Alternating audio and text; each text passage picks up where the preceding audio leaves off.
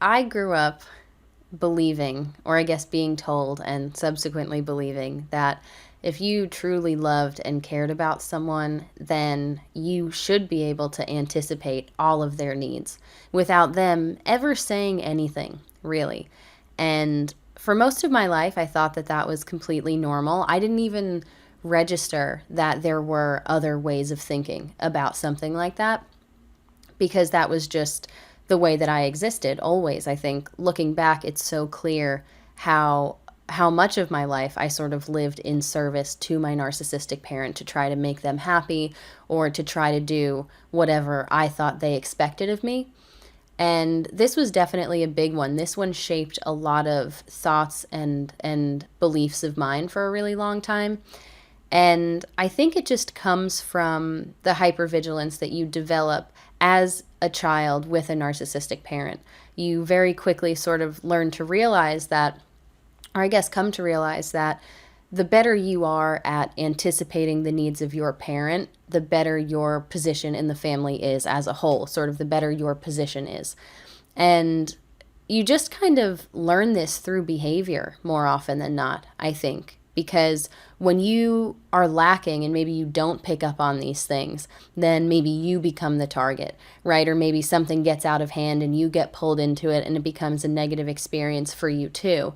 Whereas, if you kind of know what needs to be done for this one person to be happy or to not be triggered, then you're going to do that because you know what it feels like to be on the receiving end when that person does get triggered and when there is a big negative emotional reaction. It's kind of like no one is safe. It's kind of like everything is open and ready to be used against you if it comes to that.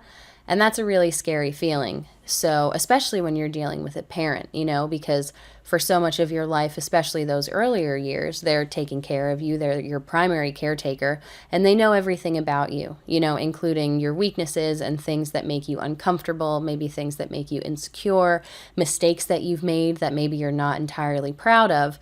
And you know that they can kind of resurface those things at any given time and use them against you to make you feel really bad or to paint you in a particular way that sort of best suits them in the situation.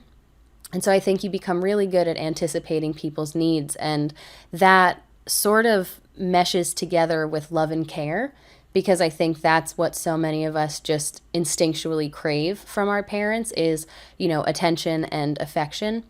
And, it was one of those things where it wasn't until I was an adult and I was in a romantic relationship and my partner wasn't just reading my mind and, doing all of these things that I had thought about but never communicated. But I just thought because of either my body language or a passing comment here or there that he should be able to pick up on those things and just know that that's what I would want him to do. And this is when I would want him to do it and how I would want him to do it. And then he would actually go out of his way to do it. And I think one of the most complicated offshoots of that way of thinking for me was, having, I guess, these expectations and then feeling disappointed because I thought that things were going to go a certain way and then they didn't. And so I lacked that sort of direct communication. I didn't understand that if I communicated something, right, which is the first step, which I think a lot of us even struggle with because we weren't encouraged to speak honestly about how we were feeling or the things that we wanted or needed. But once we get to a point where we can communicate these things and you say, hey, I really like this, or I would like to do this thing with you. And then someone makes an effort to go and do that thing. Where I struggled was not always feeling entirely happy about that. Mainly because I felt like because I had to ask and I had to kind of say this really clearly, then that took a lot of the thought and the meaning out of that gesture, where it's no longer like, oh, you're doing this for me, to make me happy because you just know me and you love me and you care about me.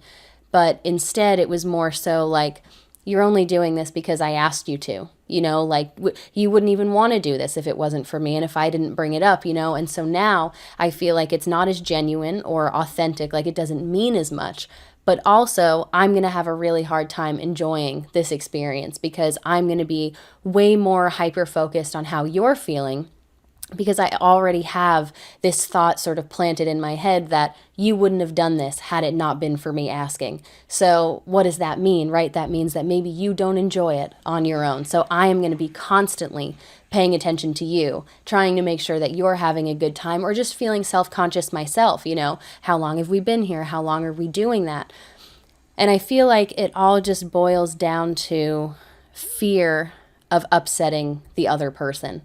And I think for a lot of us who maybe have only ever experienced a relationship with a narcissistic parent and haven't really been a part of a healthier dynamic, you don't know until you've experienced it or maybe witnessed it firsthand that you can ask people to do things for you and they can do them, even if they're not over the moon about it or if it's not an activity that they would go off and do on their own.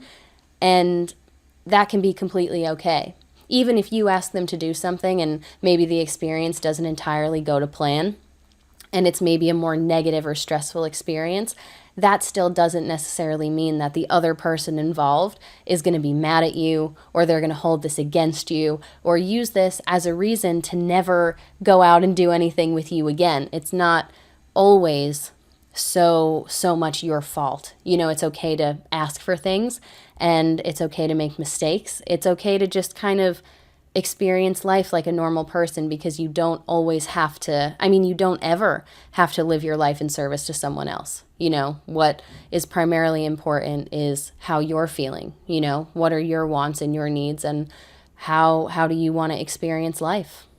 And if you're happy with that, then I think you've taken a really good first step in the right direction, especially healing from a relationship with a narcissistic parent.